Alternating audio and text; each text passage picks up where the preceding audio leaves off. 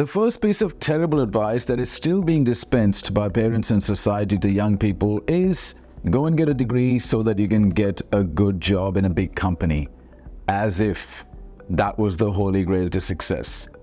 Listen, there is nothing wrong in doing a degree if you're going to specialize in something that requires a degree. Medicine requires a degree, architecture requires a degree. There are lots of other areas that require a degree. But if your goal is just to get a degree so you can go and work for a large company, well, guess what? There are too many presidents and vice presidents in large companies today.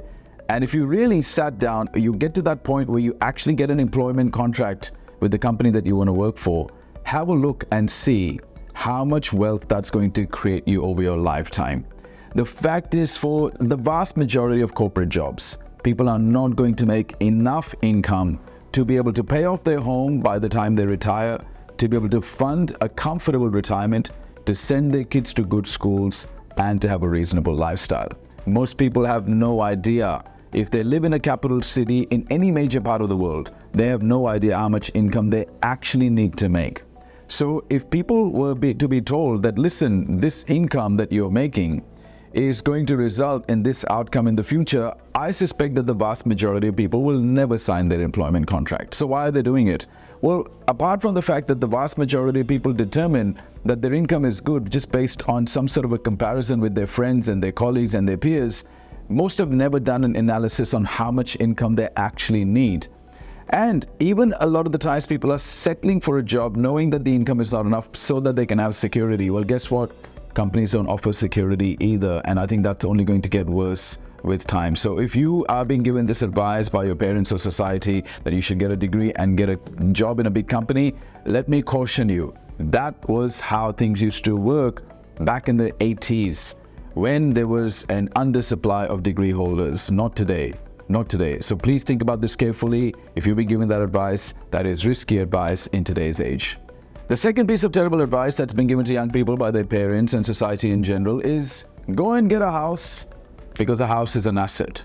Now, I'm not saying you should never buy a house, but there are many other things that you probably need to invest in before you invest in a home that you live in. You see, a home is a lifestyle asset. It is not an income-producing asset. And for a lot of people, what's going to happen is they're going to get into a job, then they're going to take out a loan, and they're going to buy a house, and then they're stuck in that job because they have to meet those mortgage payments for the next 20, 30, 40 years. So this is not the way you do it. Most people have no money left for personal development, for any entrepreneurial interests, for travel, for anything once they've gone and bought a house first. I certainly think that you should buy a house at some stage, but is that the first thing that you should do? You need to understand that a house is an emotional purchase. It cannot be classified as an income-producing asset. A lot of people who back in the 80s and 90s who got their education in those decades will tell you that a house is an asset. Well, it's only an asset if you're going to sell it or you're going to borrow money against the house to do something else.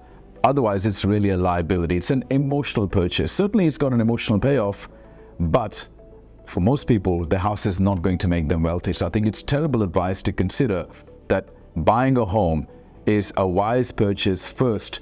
I think at some point you need to, but it may not be the right decision for the vast majority of people. The third terrible piece of advice that a lot of people are getting from their parents and society is be content, be satisfied. Like, really, do you think that the champions of the world were ever satisfied with their performance? I mean, do you understand that dissatisfaction is a creative state? That any high achiever, high performer, high producer that you admire, you only admire them because they were never satisfied with their performance. If you're getting this advice to be content and satisfied and you haven't achieved much in life, it is very bad advice. It is going to keep you where you are.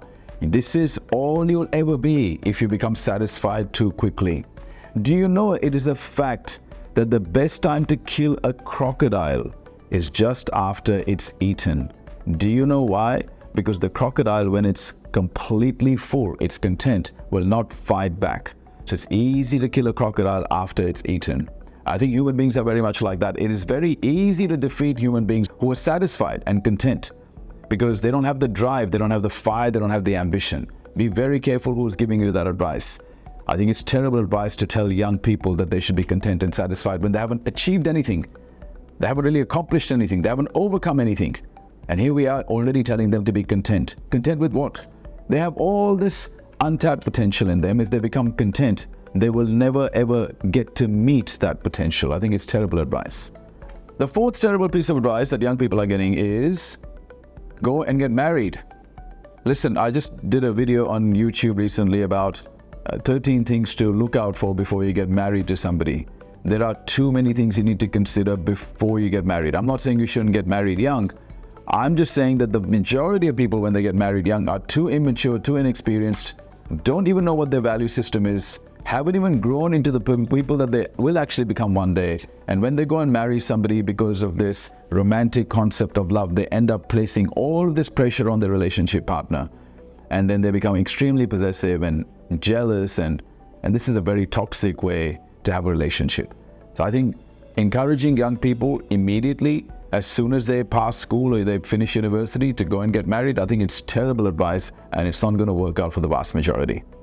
Another piece of bad advice that I think is given to a lot of young people is to have a fallback strategy, meaning, you know what, chase security, and even if you're going to do something, always have a fallback strategy, always have a plan B. The problem with the plan B is you're already preparing for failure. You're already starting to plan for failure. You see, sometimes it's good not to have an option B, because then you have to make option A work. I think when you only have one option, you become a lot more resourceful. Once you start giving yourself an option B or option C, you are actually planning for failure. You are saying, I'm very likely to fail, and I have an escape from doing my best. I think it's terrible advice. I think for the vast majority of young people, their resourcefulness is only going to be unleashed when they only have one choice. By encouraging young people immediately to have a plan B. Hey, you know what? Go and do this degree and then start this business. If you fail in business, you can go back into a job. You're already planting the seed of failure in them. You're already telling them that, hey, there is a secure path. Opting for security over growth is not a good idea.